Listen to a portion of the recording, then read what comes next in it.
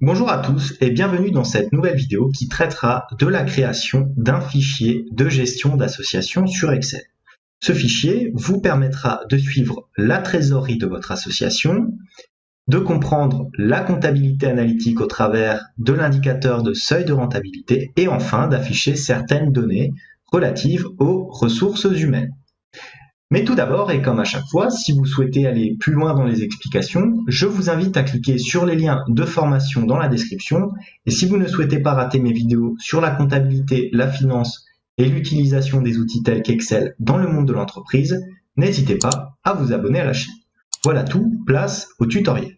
Alors pour faire notre fichier Excel, on va commencer en douceur par mettre en place la mise en forme sur les différents onglets qui vont vous intéresser sur le fichier. D'abord, on va commencer par l'onglet de synthèse, tout simplement. Donc vous allez au niveau d'onglet, vous y mettez comme titre synthèse et on peut démarrer.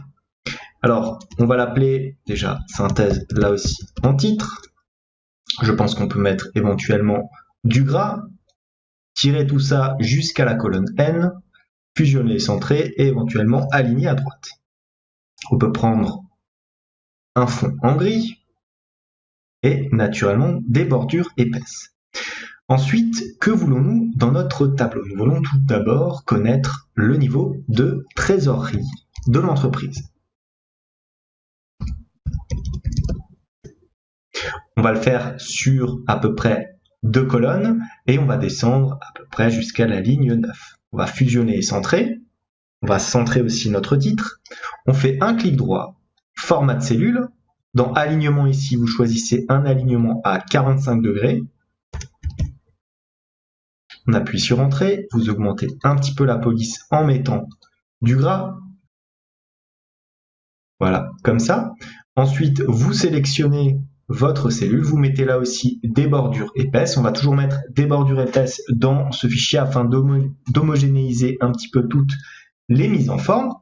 Vous sélectionnez maintenant l'ensemble ici de votre tableau. Vous prenez pareil les bordures épaisses.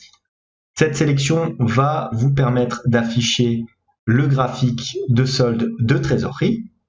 Ensuite, ici, dans chacune des cases, elles vont correspondre à un mois précis, donc il en faudra 12.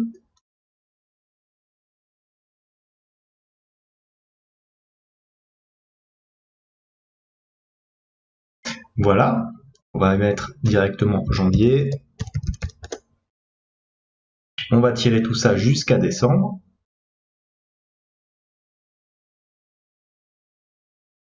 Voilà, on va centrer un petit peu toutes ces informations. On va les mettre en gras, un petit fond gris, peut-être un peu moins gris que tout à l'heure. Voilà, comme ça. Voilà pour notre petit intitulé. Ensuite, on va s'intéresser aux différents éléments de votre association. Donc, pour calculer un solde de trésorerie, nous aurons donc la synthèse de tous les dons,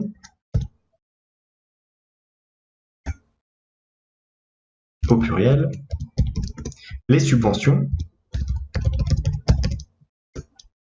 le mécénat, les adhésions,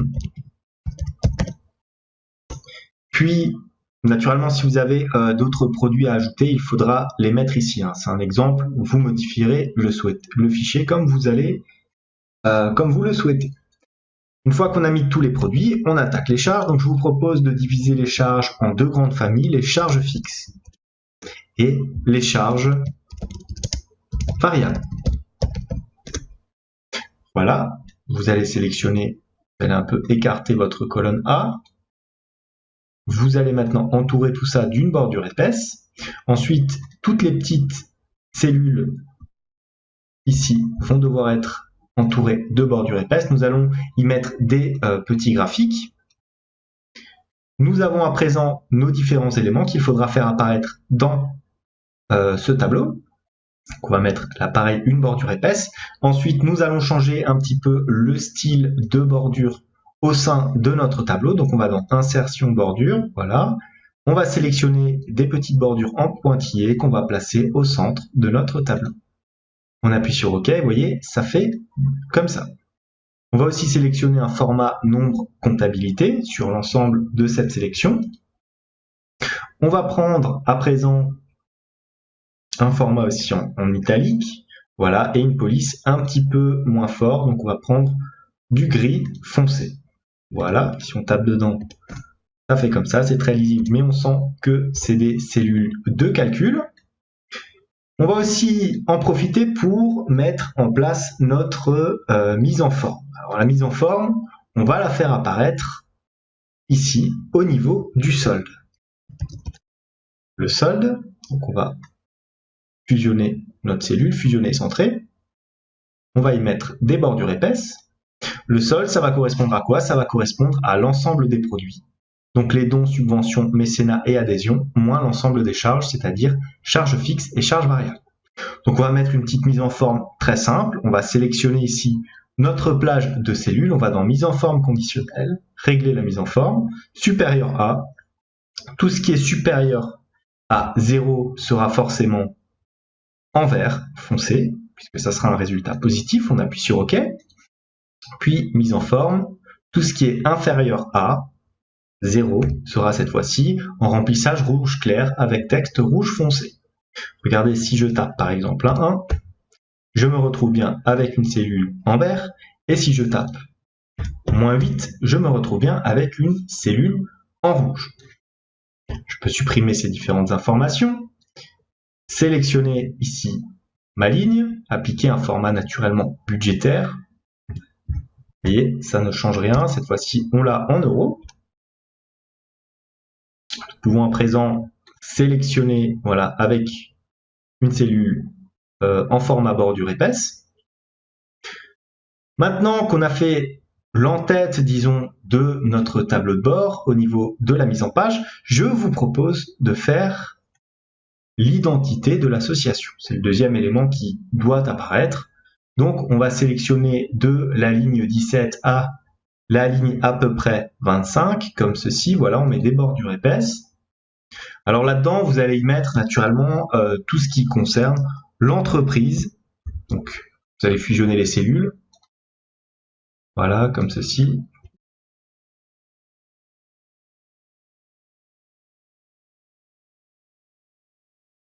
Donc là, je vous laisse faire, hein, c'est tout ce qui est identité,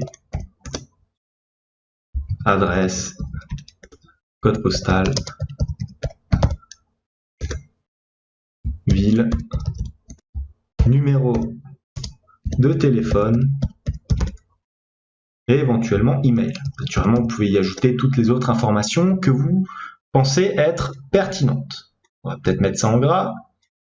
Voilà pour cette petite présentation.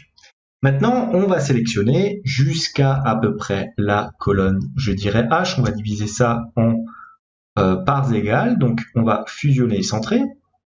On va appeler ça type de recette. On va préparer l'espace dans lequel nous allons insérer notre graphique de type de recette. Puis, de l'autre côté, vous l'avez sûrement deviné, on y insérera les différents types de charges. Vous mettez tout ça en gras avec une bordure épaisse. Vous sélectionnez votre tableau comme ceci, vous mettez là aussi des bordures épaisses.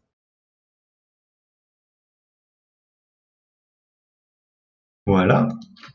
Ensuite, encore une partie. Une fois qu'on a vu le solde de trésorerie, qu'on a identifié le poids de chacune des recettes dans votre trésorerie, ainsi que le montant des charges par type de charge dans votre activité, il conviendra éventuellement d'ajouter une petite partie de comptabilité analytique.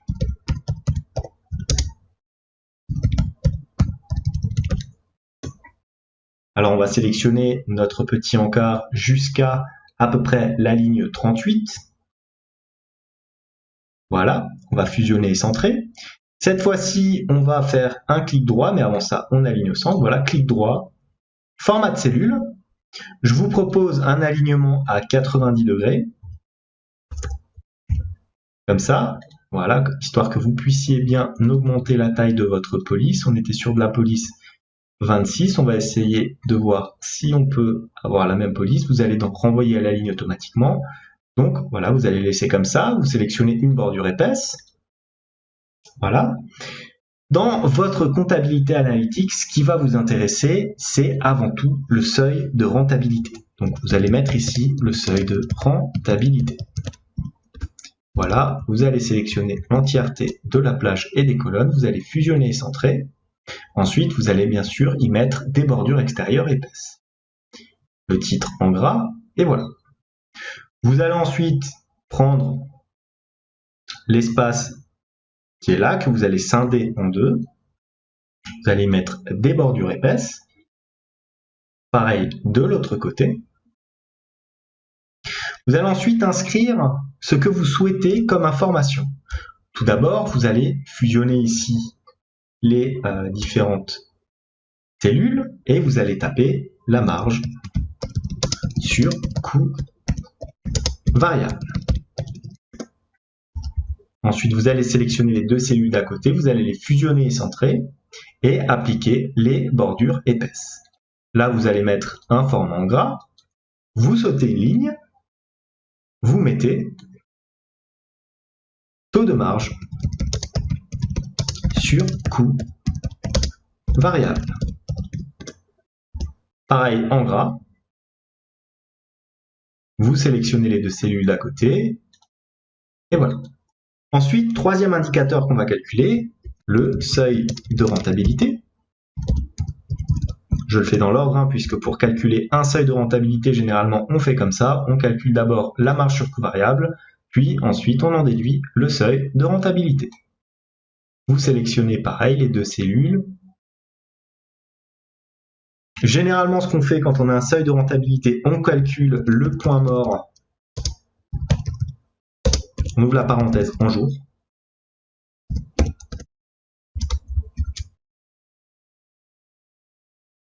On sélectionne les deux cellules, on y applique notre bordure et on met ça en gras.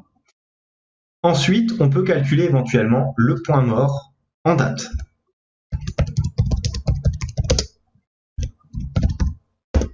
Ça va vous dire à partir de quel jour de l'année vous allez avoir votre point mort.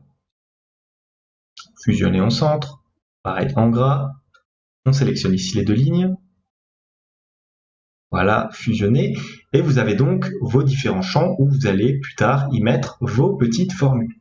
On laisse ce champ-là vide, pourquoi? Parce qu'on va y insérer des graphiques. Tous les champs qui sont vides seront des champs à graphiques. Une fois qu'on a fait ça, il faut s'intéresser encore à une dernière partie qu'on analyse généralement dans une structure économique.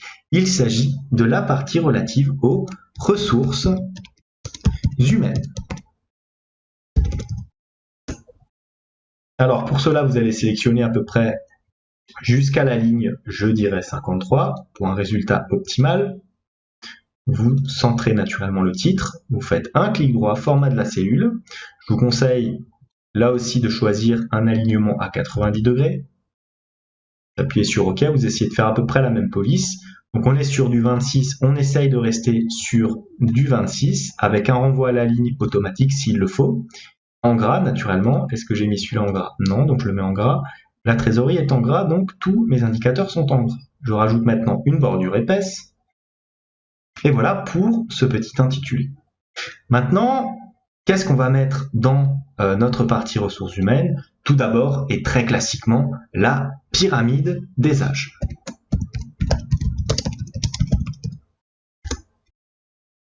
Naturellement de tous les employés et bénévoles qui travaillent dans votre structure. On met ça en gras, voilà, avec des bordures épaisses. On sélectionne le petit cadre. Là, on y met des bordures épaisses, là aussi. On va y mettre ici le graphique de la pyramide des âges. À côté, il y aura quoi? Il y aura différents indicateurs économiques. On peut déjà sélectionner la zone et commencer à les taper. Comme avant, on va sélectionner les trois cellules ici. Premier indicateur RH qui semble relativement pertinent, le nombre de bénévoles.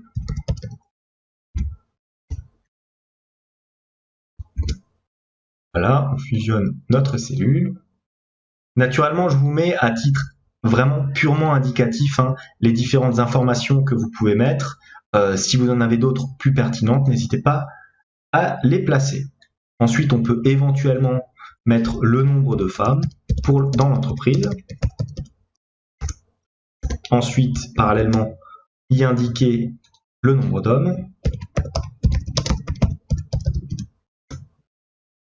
Voilà, pareil, on sélectionne ici les deux cellules, on fusionne en centre, des bordures épaisses. On met tout ça en gras.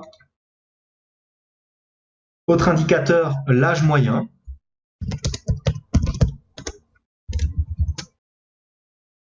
On fusionne au centre, on met ça en gras.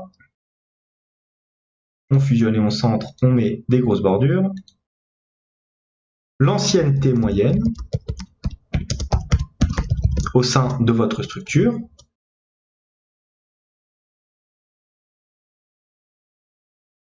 Voilà, on fusionne au centre, on met des bordures. Ensuite, vous pouvez éventuellement y trouver le plus jeune.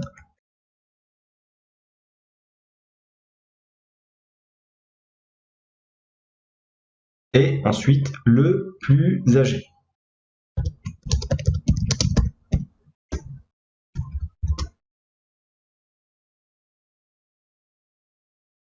Ou alors, le plus récent, le plus ancien. C'est comme vous voyez, vous pouvez modifier ça comme vous le voulez.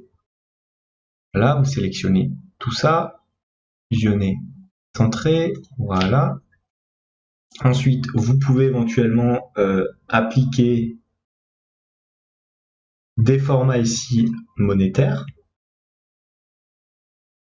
De rentabilité, point mort, voilà. Format de la cellule. Vous prenez du monétaire avec éventuellement 2 chiffres après la virgule, mais ici, comme c'est un tableau de synthèse, je conseille 0 chiffre après la virgule. Donc ça va normalement ressortir en centré. Regardez, si je tape 1, ça ressort comme ça. Et là, pareil. Au niveau du point mort de date, là, on verra ça après. Nous sommes donc à peu près bon, je pense, au niveau de la mise en forme de notre onglet de synthèse. Passons à présent à notre deuxième onglet qui va concerner les membres de votre structure. Alors, on va faire un nouvel onglet, ici. On va l'appeler membres, comme ça. On va y insérer les différents éléments qu'on souhaite entrer, qui seront d'ailleurs entrés par l'utilisateur. Donc on va mettre plusieurs colonnes qui vont concerner vos membres, plusieurs colonnes d'information. Tout d'abord, on aura le nom de chacun de vos membres, puis leur prénom, leur sexe, leur email, leur numéro de téléphone, leur fonction au sein de la structure, leur date de naissance,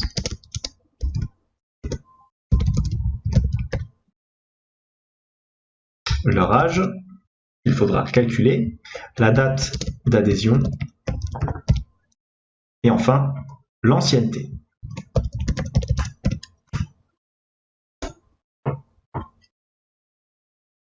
Voilà, on va double-cliquer sur chacune des colonnes.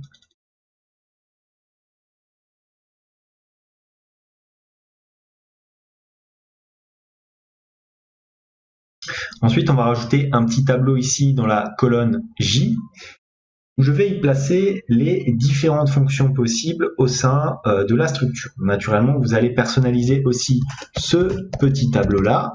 Donc les fonctions possibles, on va mettre directeur, sous-directeur, trésorier,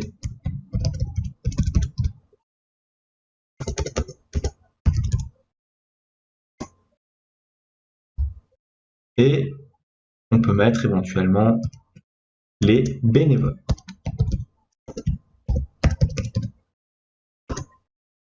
Comme ceci.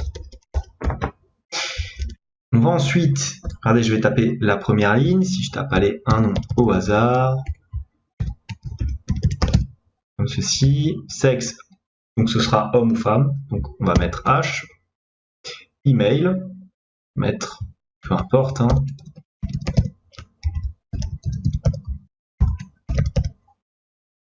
Téléphone, Voilà, fonction, on va choisir les différentes fonctions. Ensuite, date de naissance, âge. On va mettre par exemple 01/01/2000. Voilà. Maintenant, qu'est-ce que je vais faire? Étant donné que j'ai deux lignes, je vais sélectionner ici mes deux lignes et je vais aller dans Insertion, Tableau. Créer un tableau, il vous propose directement de prendre les deux lignes que vous avez sélectionnées. Vous appuyez sur OK. Vous voyez qu'Excel crée automatiquement un tableau avec vos différentes informations. On peut d'ailleurs aérer éventuellement les colonnes. Je vous propose de choisir une mise en forme plutôt très sobre. Voilà, une grise comme ceci. Vous faites pareil ici, hein, vous prenez la même mise en forme à peu près. On va y mettre, non, là au niveau du remplissage, voilà. On va y mettre du gris comme ça, une police blanche en gras. Et on va mettre des bordures un petit peu partout. Voilà donc pour les différentes fonctions. Je vais un petit peu zoomer pour que vous puissiez bien voir. Pourquoi est-ce que j'ai inséré un tableau? Pour la simple et bonne raison que maintenant, à chaque fois que vous allez insérer un nouvel utilisateur, le tableau se mettra en forme de manière automatique. Regardez par exemple, si je tape un nouveau nom de famille, et encore un nouveau, le tableau se mettra à chaque fois en forme en fonction des différentes cellules que vous avez saisies ici, des différents formats, et gardera en mémoire les formules tapées au début du tableau. On va faire vite deux petits retours, voilà. Au niveau de la fonction, il va falloir choisir entre ces différentes fonctions. On va d'ailleurs centrer, voilà. Donc on va aller dans Données, Validation de données, Autoriser liste, Source, on sélectionne toutes les fonctions et on appuie sur OK. Jusque-là, tout est simple. On peut maintenant sélectionner les différentes fonctions directement dans notre petite liste. On fait pareil au niveau du sexe. Donc on va dans Données, Validation de données, Autoriser liste, et cette fois-ci vous allez taper H, point virgule ou F, point virgule. Vous appuyez sur Entrée, et voici donc vos deux choix, homme ou femme. La date d'adhésion, naturellement, ça va rester un format date. Donc vous allez sélectionner ici votre colonne, vous allez dans Format, Date, et vous appuyez sur OK. Pareil pour la date de naissance, hein, vous allez dans Format, Date, et vous appuyez sur OK. Vous laissez toutes les autres cellules. Voilà, donc là, on va le taper plutôt de cette manière-là avec des tirets. Voilà. Au niveau de l'ancienneté, on affichera ici des années. Je m'explique. Regardez, si vous tapez 1, ça ne fait pas très très propre.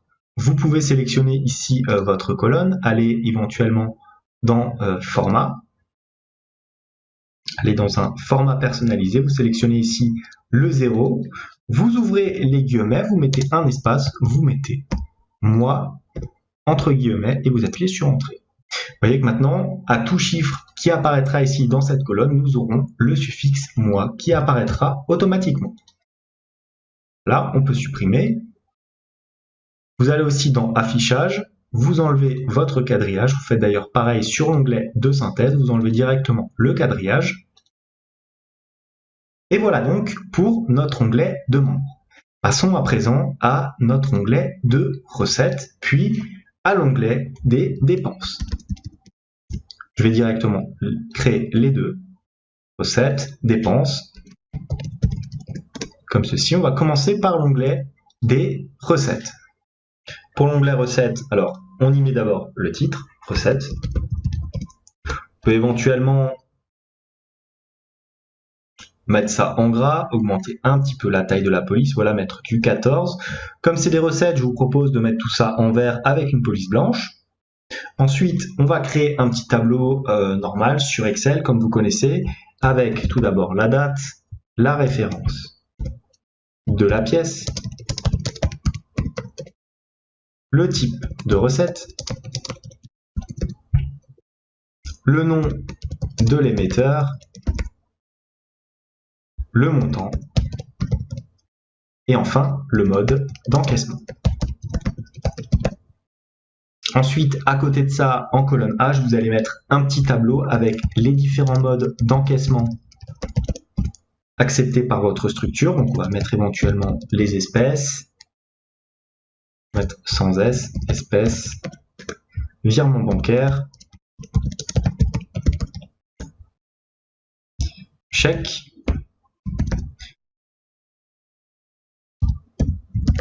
et éventuellement PayPal. À côté de ça, vous aurez les types de recettes possibles. Alors, comme vous êtes une association, généralement, c'est assez limité. Il s'agit principalement des dons, subventions, le mécénat et les adhésions. Voilà, pour la mise en forme, je vous propose de prendre la même que celle que nous avions fait précédemment. Aérer un petit peu vos différentes colonnes. On va mettre tout ça en vert, puis blanc, en gras. Je vais un petit peu zoomer. Voilà. Référence de la pièce, type de pièce, nom émetteur et montant. On va centrer un petit peu tout ça. On fait pareil ici. Hop, on recopie la mise en forme. On aère un petit peu nos cellules. Ensuite, je peux naturellement choisir des bordures comme ça. Voilà, on va tout centrer. On fait d'abord les bordures extérieures.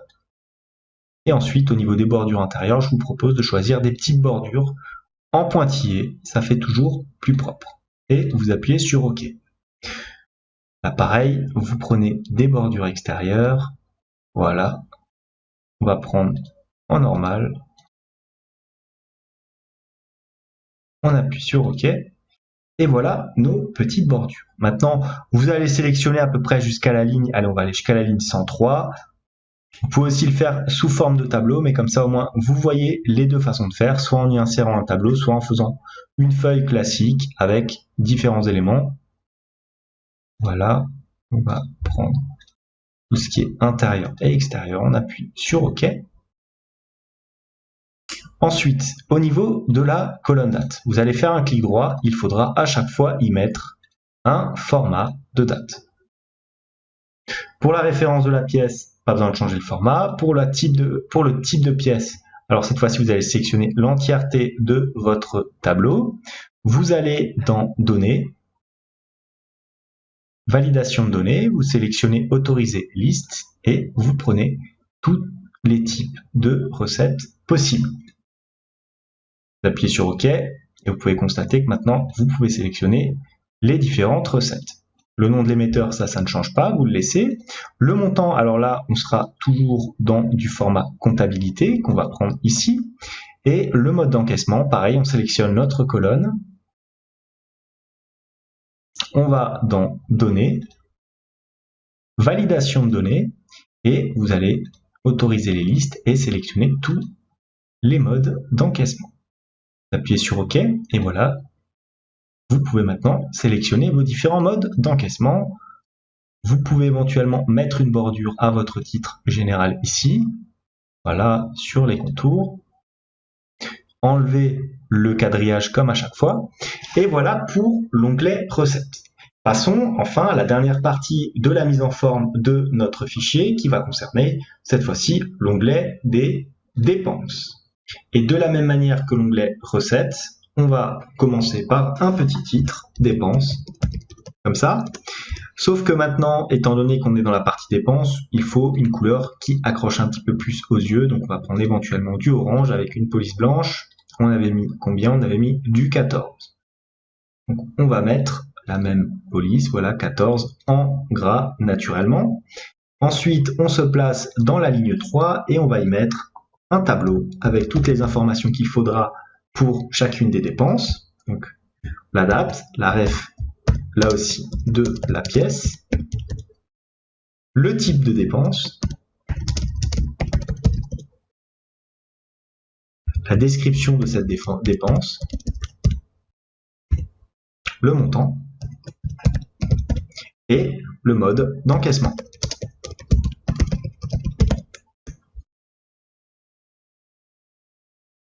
À côté, vous allez mettre pareil un petit tableau avec les paramètres à mettre dans vos petites listes Excel, donc les modes d'encaissement et les types de dépenses. Pour les modes d'encaissement, c'est finalement comme tout à l'heure, hein, on peut éventuellement reprendre les mêmes, donc espèces, virement bancaire,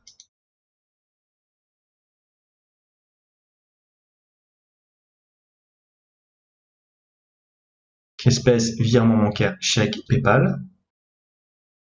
Pardon, d'ailleurs ici, c'est pas mode d'encaissement, hein, c'est mode de paiement qu'il faut afficher.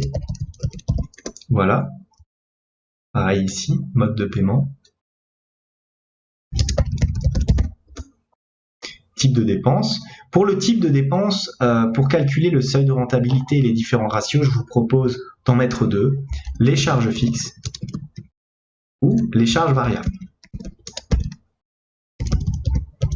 Donc, toutes vos dépenses n'auront que deux types de possibles, soit c'est des charges fixes, soit c'est des charges variables. Par exemple, les charges fixes, ce serait tout ce qui est salaire du personnel ou éventuellement le loyer des différents locaux. Tout ce qui est charges variables, ce serait les charges qui évoluent en fonction de l'activité de votre structure. Là, au niveau des différentes polices, on va faire pareil qu'avant, du gras en blanc et comme ça, voilà. Intérieur et extérieur.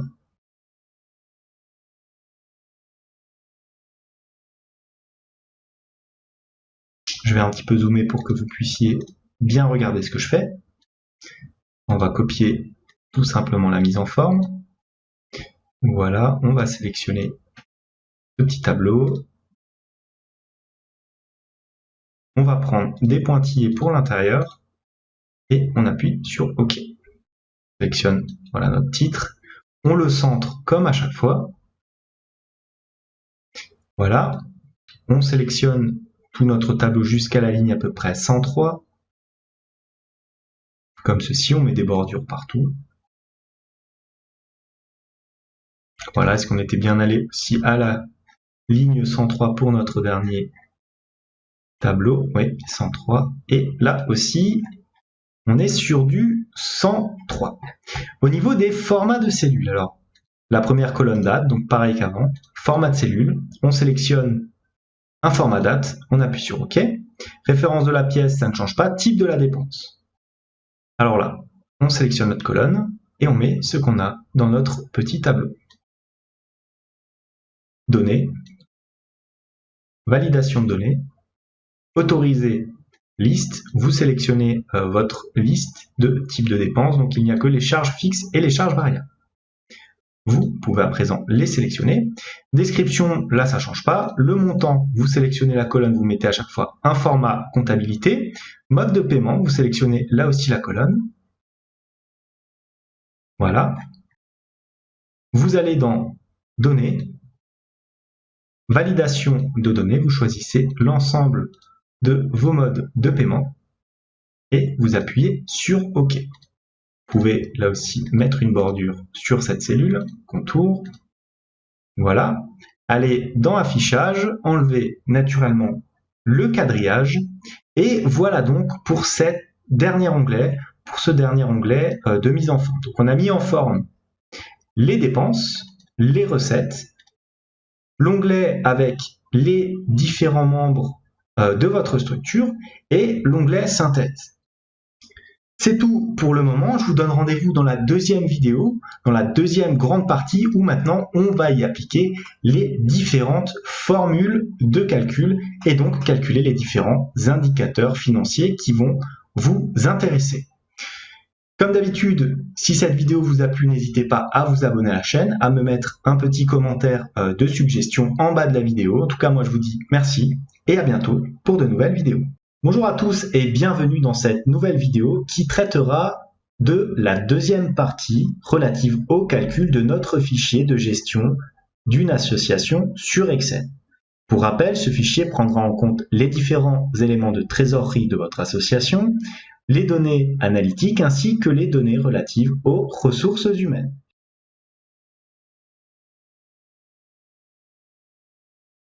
Et donc, nous voilà de retour sur le fichier là où on s'était arrêté la dernière fois. Maintenant, dans cette vidéo, comme je l'ai dit tout à l'heure, on va s'intéresser aux différents calculs que nous allons intégrer dans notre fichier. Donc, on reprend là où on s'était arrêté. Je vous propose d'aller dans l'onglet Membres, puisqu'il n'y a pas de formule à ajouter dans l'onglet Dépenses, ainsi que dans l'onglet Recettes. Par contre, ici, dans l'onglet Membres, nous allons ajouter deux formules au niveau de l'âge et au niveau de l'ancienneté. En effet, il faudra que l'utilisateur voit l'âge d'un des membres de l'association se calculer de manière automatique. De la même manière, il faudra que l'ancienneté d'un membre dans l'association se calcule elle aussi de manière automatique. Pour ce faire, nous allons utiliser la fonction datediff. La fonction datediff a une particularité qui est qu'il s'agit d'une fonction cachée, c'est-à-dire qu'elle ne vous sera pas proposée directement dans Excel, mais qu'il faudra la taper comme ceci, donc datediff. Datediff prend comme argument la date de base et la date d'arrivée. Puis, naturellement, vous indiquerez en paramètre si vous souhaitez avoir la différence en mois, en jours ou en années. Là, par exemple, j'ai tapé datediff. Maintenant, il me faut la date de départ, donc c'est-à-dire la date de naissance de mon tableau, point virgule, la date d'arrivée, donc la date d'arrivée, ça va être aujourd'hui, c'est-à-dire donc la fonction aujourd'hui. On ferme la parenthèse. Point virgule, nous souhaitons avoir un résultat en année. Donc pour avoir un résultat en année, il faut ouvrir les guillemets, taper un Y comme year en anglais et fermer les guillemets. Vous fermez maintenant votre parenthèse et vous appuyez sur Entrée. Vous vous retrouvez bien avec l'âge ici qui s'affiche. Maintenant, pour la date d'adhésion. Je vais mettre une date d'adhésion, par exemple le 15 septembre 2018. Voilà. Il faudra calculer l'ancienneté de la même façon que pour l'âge. Donc, on va utiliser datediff. On ouvre la parenthèse, date de départ, point virgule, date d'arrivée, donc aujourd'hui. On ferme la parenthèse, point virgule, cette fois-ci on ouvre les guillemets et on y met un M comme mois pour votre formule. On ferme la parenthèse, on appuie sur Entrée. Vous voyez donc qu'on a l'ancienneté qui s'affiche en mois. Je vous propose aussi, regardez, si maintenant ma cellule est vide, cela nous donne un résultat complètement incohérent, 1459 mois. Donc je vous propose d'ajouter un petit champ avec la fonction si la date d'adhésion ici n'est pas remplie, donc point virgule si elle est vide, alors on renvoie une cellule vide, sinon on fait toute la formule.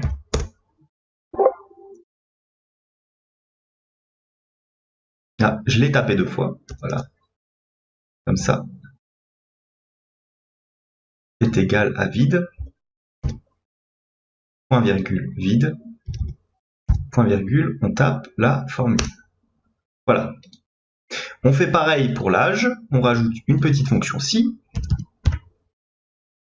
la date de naissance est égale à vide, point virgule, on renvoie une cellule vide, sinon on tape la formule en question.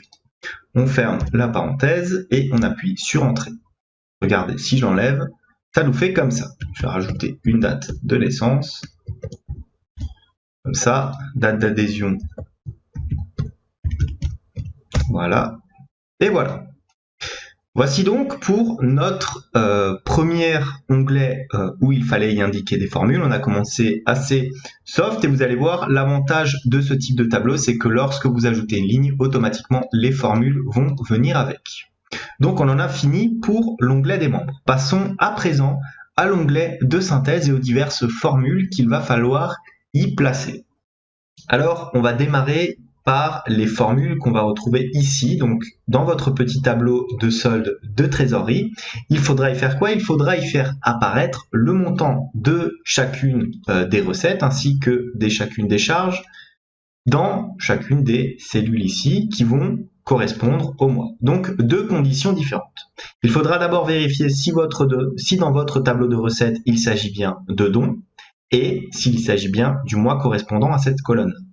Vérifiez bien l'orthographe, il faut qu'ici les dons soient orthographiés de la même manière que dans votre liste ici, donc sans S, de la même manière pour les subventions, mécénat et adhésion. La source d'erreur principale vient sûrement ici de l'orthographe qui doit être la même que dans votre onglet de recettes et dans votre onglet de dépenses. Donc pour cela, nous allons utiliser la formule somme prod. Donc je démarre, somme prod. Première condition, il faut que le mois corresponde à la colonne en question. Donc ici, nous sommes en janvier. Donc on ouvre la parenthèse, on met un format mois, une formule mois. Pourquoi? Pour identifier le mois dans lequel la recette sera tapée. Donc on va dans notre onglet recettes, on sélectionne ici notre colonne qui va normalement jusqu'à la ligne 103. Voilà. On la fige avec des dollars de chaque côté. Comme ceci, on ferme la parenthèse, on fait égal. Alors il faut que le numéro de ce mois-ci soit donc égal à 1. Pourquoi? Parce que dans Excel, lorsqu'on applique la formule mois de quelque chose, ça vous renverra un numéro. 1 étant le mois de janvier, 2 le février, 3 mars et ainsi de suite. Il faut que ce soit égal à 1 et là je vais rajouter encore une petite astuce sur notre formule. Étant donné qu'on veut la tirer vers la droite, sans trop de problème et sans avoir à retaper à chaque fois si c'est égal à 1, puis à 2, puis à 3, puis ainsi de suite, je vais rajouter ici plus colonne. Donc le numéro de la colonne dans laquelle se trouve la formule, c'est-à-dire ici la colonne C, donc la colonne numéro 3. Donc on aura 1 plus colonne en question, dans le cas présent ça fera 1 plus 3, et là je vais enlever 3. Pourquoi? Parce que, étant donné que là, dans cette colonne, nous avons 1 plus 3 moins 3, ça va nous faire 1, ça va nous faire janvier. Mais quand on va tirer cette formule vers la droite, on va ensuite se retrouver en février, donc ça nous fera 1 plus 4 moins 3, donc on sera bien en 2, et ainsi de suite. Donc on pourra tirer notre formule vers la droite sans nous embêter à retaper à chaque fois le numéro. On ferme la parenthèse, fois, on ouvre la parenthèse, deuxième condition, on va dans l'onglet des recettes, on va sélectionner notre petite colonne ici de type de recettes, on descend, comme ça, on ferme la parenthèse, mais d'abord on appuie sur égal, ici les dons, on fige naturellement notre colonne voilà, de recettes, voilà. Ici, synthèse, on va figer seulement le A. Pareil, hein, pour pouvoir déplacer notre petite formule vers la droite sans avoir à retaper trop d'éléments. On ferme la parenthèse, fois, et enfin, dernière colonne, on va lui dire quelle colonne nous souhaitons sommer. Donc on va dans recettes, on prend la colonne avec les différentes valeurs numéraires,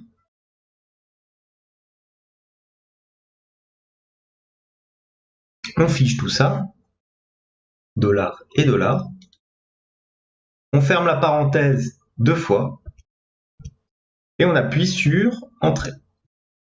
On voit bien ici qu'on a les 2000 € que j'ai placés précédemment dans mon tableau, pour exemple, 2000 €. Regardez, si je tape un autre montant au mois de janvier, on va prendre des dons, et je mets 2000. Normalement, je me retrouve avec 4000, et j'ai bien 4000 € de dons ici pour le mois de janvier. Maintenant, j'ai bien fait les choses, donc je peux copier cette formule vers la droite, copier la formule, comme ceci, donc j'ai 0, ce qui est tout à fait normal. Regardez, si maintenant je tape un chiffre en février 2021, voilà, on sélectionne les dons, je vais mettre 3000 €, je regarde dans mon onglet de synthèse, j'ai bien 3000 € qui s'affichent ici en février. Je peux prendre cette formule et la tirer éventuellement vers le bas, donc copier, on va coller la formule, comme ceci. Regardez maintenant, si je rajoute, je vais mettre par exemple en mars, un type de recette qui va correspondre, allez, aux subventions. Ensuite, en avril, je vais rajouter du mécénat. En octobre, je vais mettre des adhésions à différents montants, 1500, 2500, 3500. On retourne dans l'onglet synthèse et vous voyez bien que les différents montants ajoutés s'additionnent dans les mois correspondants. Maintenant, on fait pareil pour notre formule de charge finalement, de charge fixe et charge variable. C'est exactement le même principe, donc si vous avez bien compris, on y va. Est égal à somme prod. On ouvre la parenthèse 2 fois mois. On ouvre la parenthèse, on sélectionne du coup dans notre onglet dépenses la colonne de mois.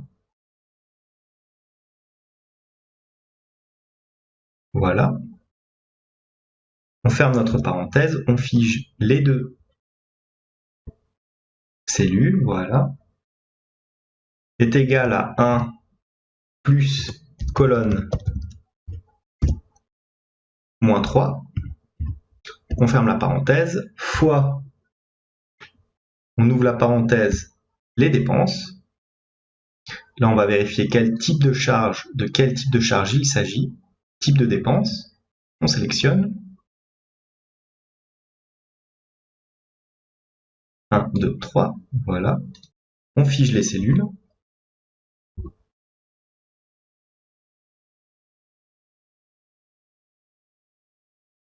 Est égal.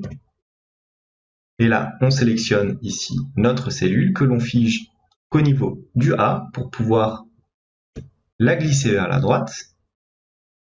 On ferme notre parenthèse, fois, on ouvre la parenthèse et on sélectionne dans notre onglet dépenses les différents montants.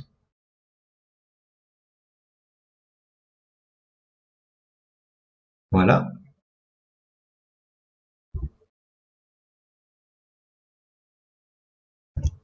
On ferme la parenthèse 2 fois. Attention à bien taper la formule. Une erreur de saisie est extrêmement vite arrivée avec ce type de formule. On appuie sur Entrée.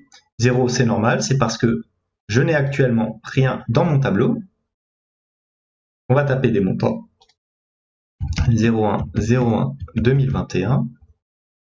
Type de dépense, donc on va mettre charge variable. On va mettre 1000 euros. Non, 100, voilà. Ah, c'était charge fixe, donc je vais mettre des charges fixes. Et j'ai bien mes 100 euros qui apparaissent ici. Je peux donc copier cette formule. Voilà. Copier, coller la formule. On fait pareil pour là en bas. On copie notre formule. Comme ceci. On fait quelques petits exemples pour voir si tout ça fonctionne bien. On va rajouter des charges fixes. Pour 1000 euros, on va mettre des charges variables en février.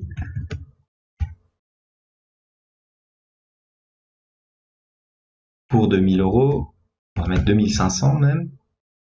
On rajoute encore en février des charges variables.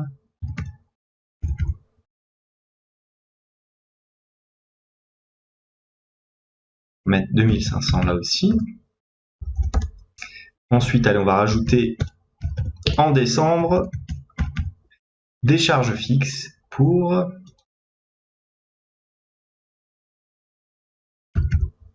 500 euros à notre onglet de synthèse et on voit bien les différents éléments, donc les 1100, les 500 euros en décembre, les 5000 euros en février de charges variables.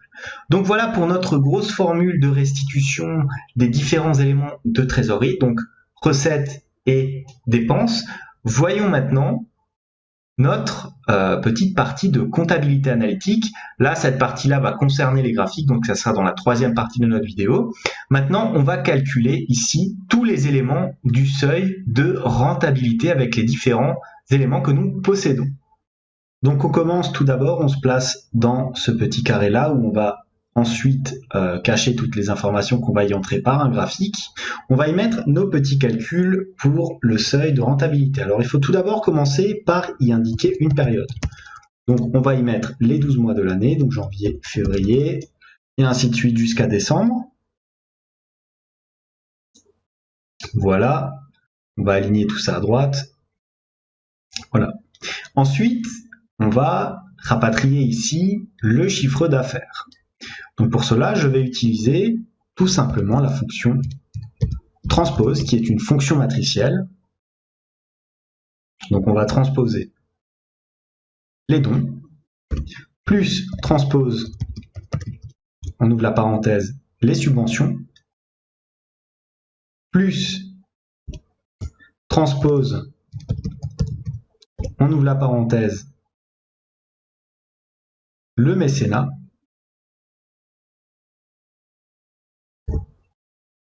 plus transpose, on ouvre la parenthèse, les adhésions. On appuie sur Entrée. Alors je constate que j'ai 3000, j'ai 4000, 3000, 1500, 2500, donc ça correspond bien aux différents éléments que nous avons ici. Pour faire un petit peu de zèle, je vais mettre un format comptabilité.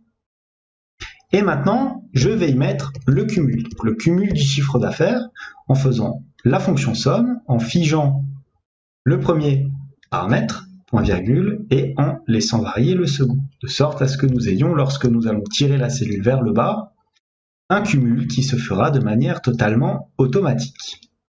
Comme ceci, pareil, on met un petit format en comptabilité, voilà. Ensuite, on s'attaque aux charges fixes, donc est égal charge fixe. Je ne veux pas l'écrire, naturellement, transpose mes charges fixes. Je ferme ma parenthèse et j'appuie sur Entrée. Voilà donc mes différentes charges fixes. Je ne vais pas ici faire un cumul. Pourquoi? Parce que les charges fixes au niveau du graphique vont être individuelles mois par mois. Typiquement, il s'agira par exemple du loyer. Maintenant, passons au deuxième petit carré ici qui va concerner les différents indicateurs à calculer. Donc le premier, la marge sur coût variable. Ça va correspondre à quoi? Ça va correspondre tout simplement à la somme du chiffre d'affaires, c'est-à-dire les 4 moyens de récolter de l'argent, moins tout simplement les charges variables, donc la somme de vos différentes charges variables. Ferme la parenthèse, on appuie sur Entrée. J'arrive à 9500 €.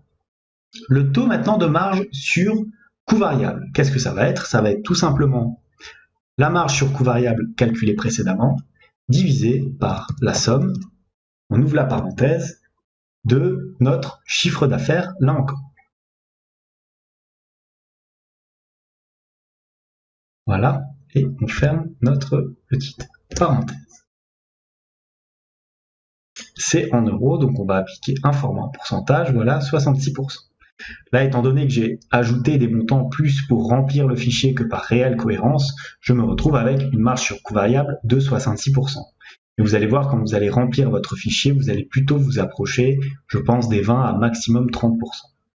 À présent, on peut remplir le seuil de rentabilité. Alors pour cela, nous allons faire la somme de notre chiffre d'affaires, comme nous l'avons fait tout à l'heure.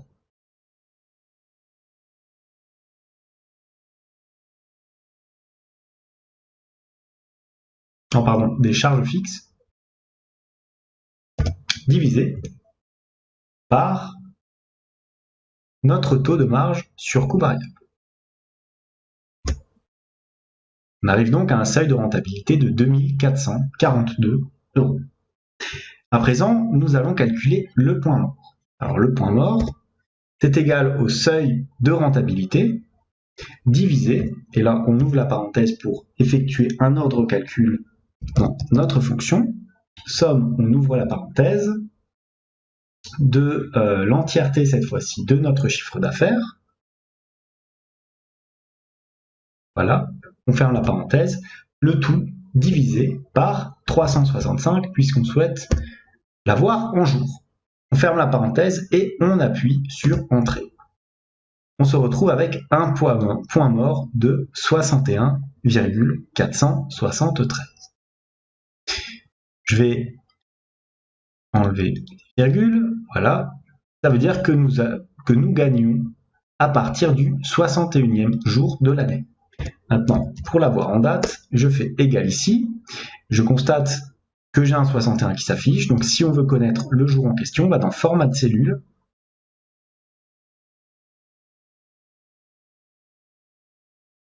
On va dans Date et on sélectionne ici par exemple, voilà, 1er mars. À partir du 1er mars, donc de l'année, je suis gagnant au niveau de mon association. Voilà tout pour la partie de seuil de rentabilité. Gardez bien ces informations ici pour la suite, pour la 3e vidéo où on va calculer, on va tracer le graphique du seuil de rentabilité. Passons à présent à la partie relative aux ressources humaines et aux différents indicateurs. Alors, premier indicateur, le nombre de bénévoles. C'est relativement simple, NVval est égal à NBval.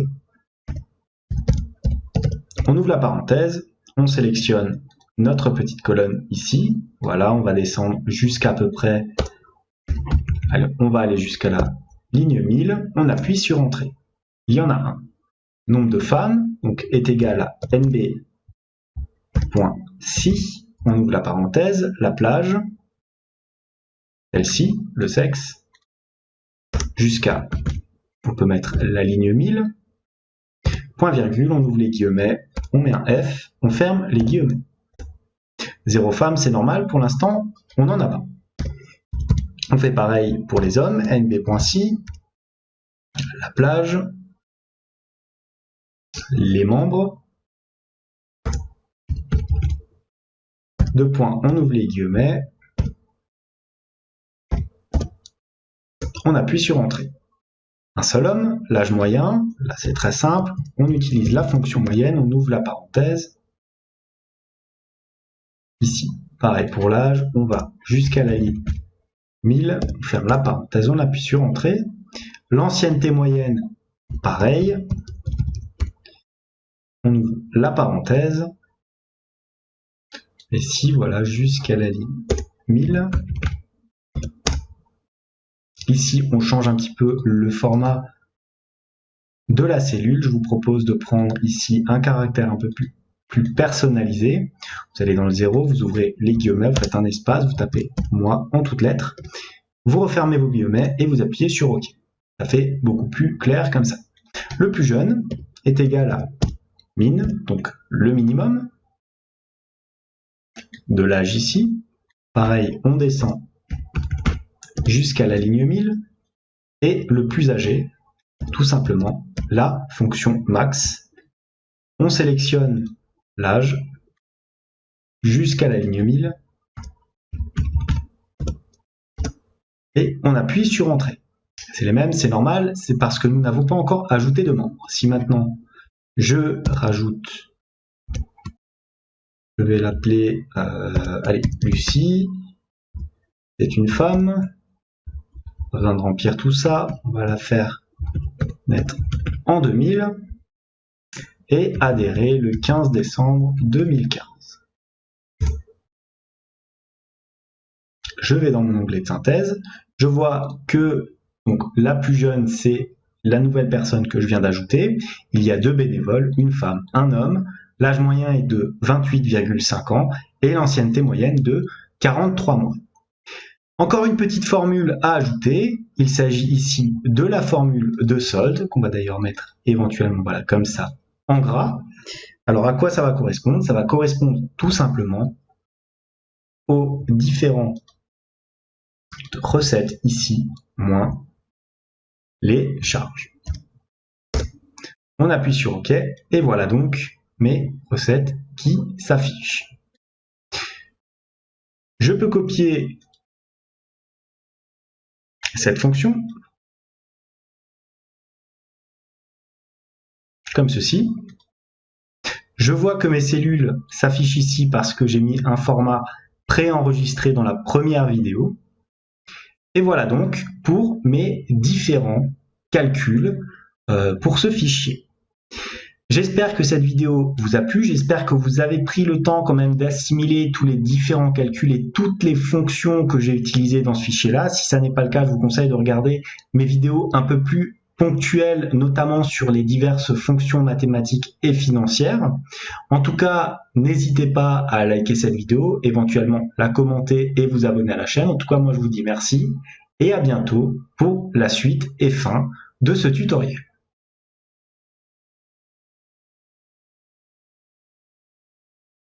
Alors dans cette troisième partie de tutoriel, je vais tout d'abord vous montrer ce que j'ai rapidement ajouté. Donc j'ai rajouté quelques lignes dans notre onglet dépenses, histoire de voir ce que nos graphiques vont donner avec des données beaucoup plus complètes. Donc voilà, au niveau des dépenses, j'ai rajouté des charges fixes propres à leur nature, c'est-à-dire que c'est en principe quasiment le même montant tous les mois. Au niveau des recettes, j'ai rajouté là aussi des recettes pour que nous ayons les 5 types de recettes correspondantes. Les membres, j'ai rajouté beaucoup plus de membres afin que nous puissions voir ce que ça fait graphiquement sur la pyramide des âges. Et enfin, nous retournons sur notre onglet de synthèse. Premier graphique à ajouter, ça va être le graphique de trésorerie. Alors que faut-il pour le graphique de trésorerie? Vous allez prendre ici les différents mois et le solde de trésorerie. Vous allez ensuite ici, dans insérer un graphique en courbe ou en R, vous sélectionnez la première, ici la courbe. Ensuite, je vous conseille, pour faire plus esthétique, d'aller ici dans le petit plus du graphique, d'enlever toute la partie axe, titre du graphique et quadrillage. Vous faites aussi un clic droit, dans contour ici, vous choisissez sans contour. Maintenant, vous placez votre graphique dans le petit cadre prévu à cet effet. Voilà, et vous avez donc un graphique dynamique par rapport aux différentes informations que vous allez saisir dans vos onglets de dépenses et de recettes. Voilà, qui correspondra à chaque fois aux différents soldes. Ensuite, les petites cases que vous voyez ici. Nous allons insérer un type de graphique un petit peu spécifique puisqu'il s'agit des graphiques que l'on appelle Sparkline. Alors, qu'est-ce qu'un graphique Sparkline? C'est un graphique qui s'insère dans une seule cellule. Alors, vous allez voir, c'est extrêmement simple. Vous allez dans la première cellule ici. Vous allez ici, dans Graphique Sparkline, vous choisissez la courbe. Il vous demandera une plage de données, l'emplacement B10, donc c'est celui-ci. La plage de données, vous allez sélectionner celle-ci. Vous allez appuyer sur OK. Et voilà votre petit graphique qui s'affiche dans votre cellule. Vous faites pareil pour tous les autres postes de votre tableau.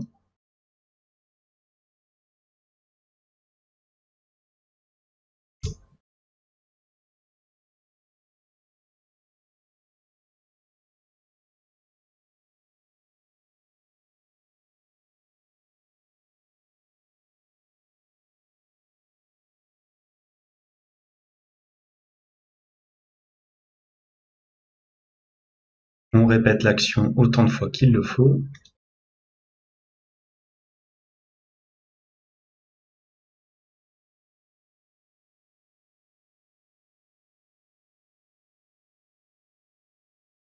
Et voilà. Donc, voici pour nos deux types de graphiques. Passons à présent au graphique de recettes et au graphique de charge. Donc pour faire ça, on va se placer ici dans une des cellules de notre petit cadre. On va y mettre les différentes sommes, donc pour les dons, subventions, le mécénat et les adhésions. On va faire ça pour simplifier notre graphique, donc on va mettre une petite somme, on va sommer le montant global des dons, ferme la parenthèse, ensuite on va sommer le montant global des subventions, on peut éventuellement tirer notre cellule vers le bas, ici.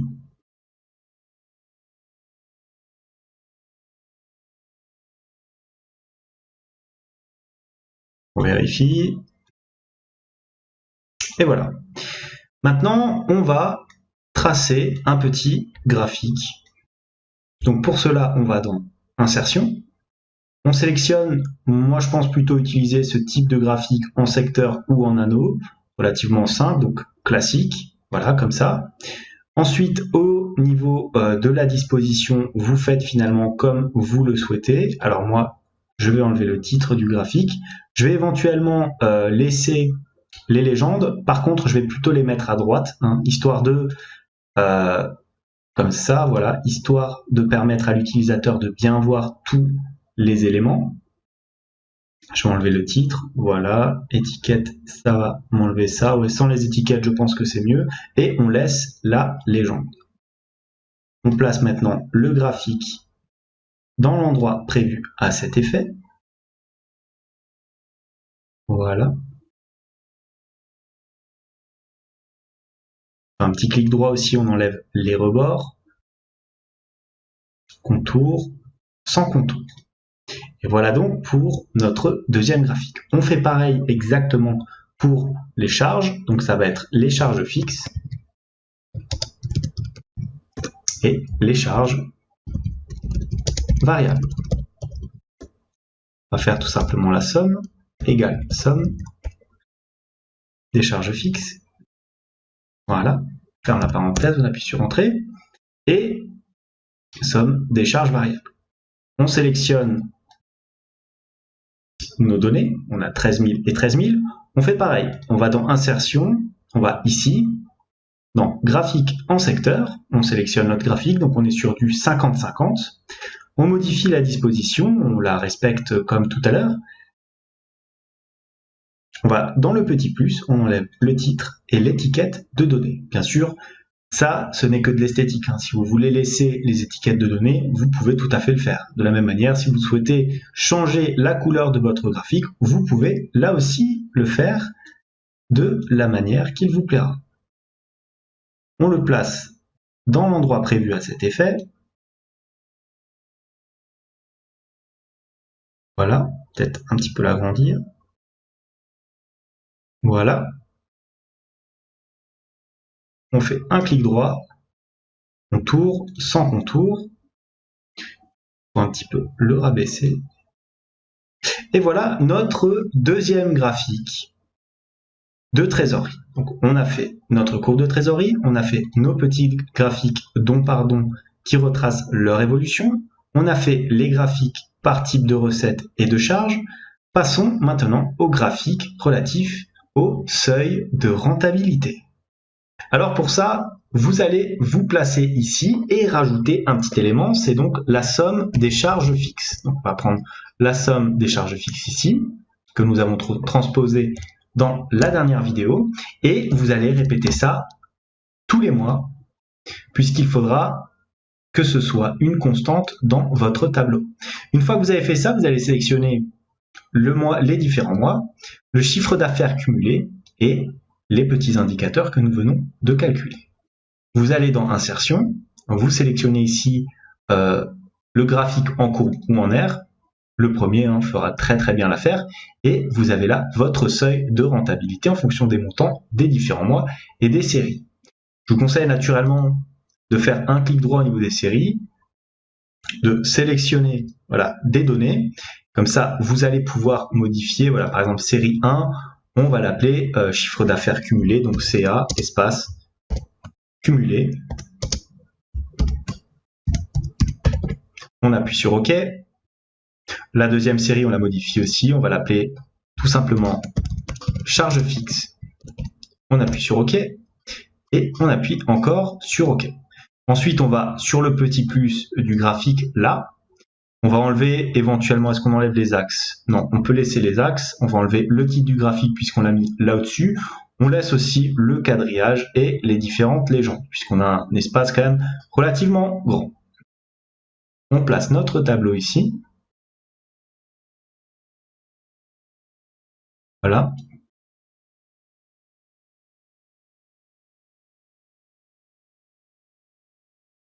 On abaisse un petit peu tout, on fait éventuellement un clic droit pour enlever le contour. Voilà, on regarde ce que ça donne. Voilà, notre petit tableau, notre graphique de seuil de rentabilité. Donc vous voyez bien que notre chiffre d'affaires croise les charges fixes à peu près en avril. Ça correspond à peu près normalement au mois près de ce que nous avons ici. Ça correspond pas exactement. Pourquoi? Parce que nous ne savons pas quand les ventes sont effectuées dans le mois. Est-ce qu'elles sont effectuées en début du mois, en fin de mois? Voilà. Dans notre graphique, ça n'est pas pris en compte. Pareil, dans notre calcul arithmétique, ça n'est pas pris en compte. Donc forcément, il y aura une différence entre la vision graphique et arithmétique, d'éventuellement une marge d'erreur d'à peu près un mois. Une fois qu'on a fait ça, on peut maintenant passer au dernier type de graphique qui va concerner la pyramide des âges.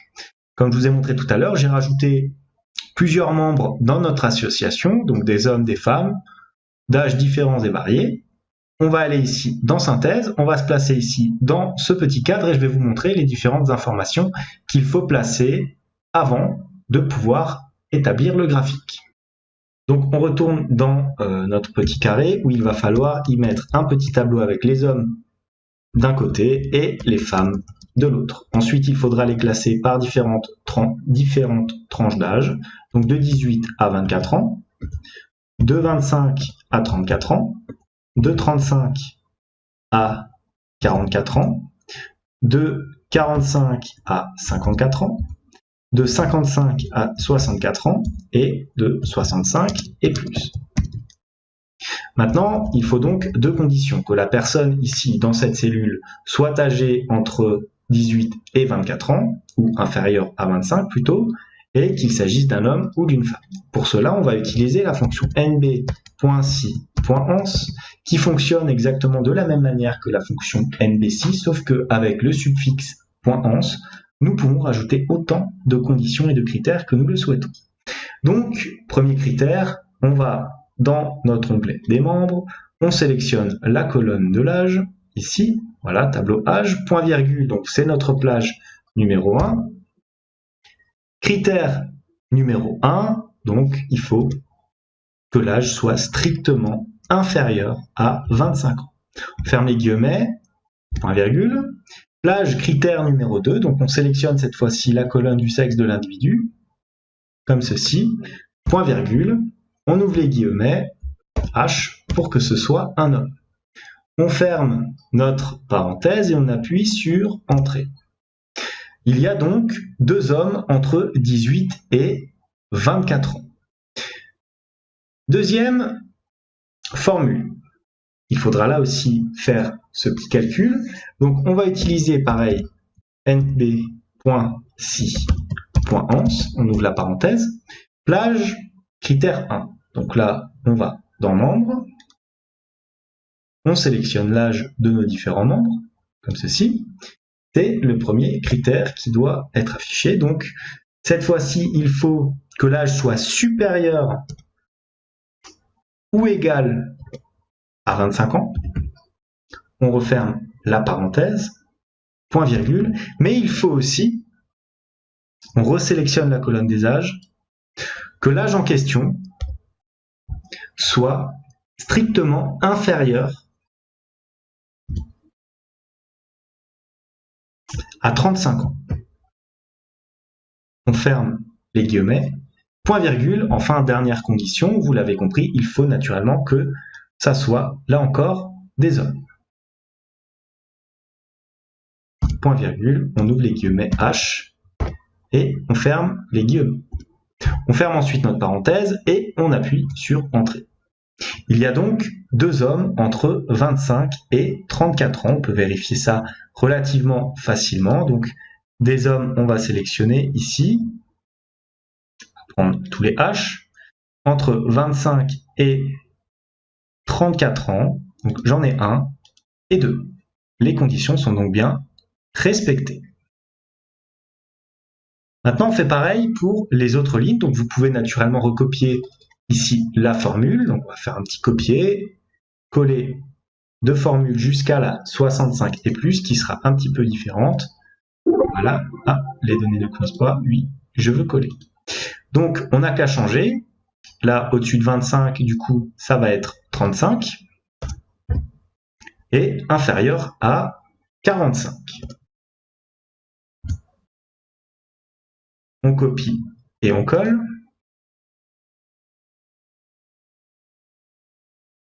là ça sera du 45 et là 55. On copie et on colle.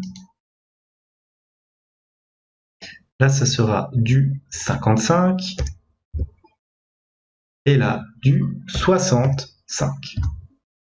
Maintenant, passons à la dernière ligne qui va correspondre finalement à la première. Donc, il va falloir utiliser là aussi la fonction nb.si.ans.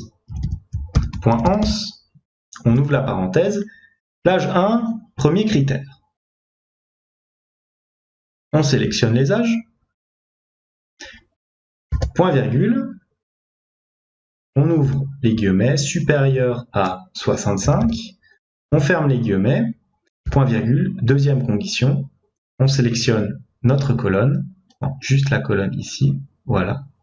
Ah, je n'ai pas bien sélectionné. Voilà. Point virgule, on ouvre les guillemets, H, puisqu'il s'agit encore des hommes, et on appuie sur Entrée. On a bien... Alors, on a 11 personnes en tout, ce qui correspond normalement bien, si on sélectionne là le nombre global des hommes, à 11 personnes. Donc, notre formule ramène le bon total. Voilà, on retourne sur l'onglet de synthèse. On peut copier ces différentes formules, ici et ici, sauf qu'au lieu d'avoir un H, tout simplement, on va y mettre un F, puisqu'on va chercher maintenant le nombre de femmes. Voilà, vous changez juste dans la formule, vous mettez un F à chaque fois.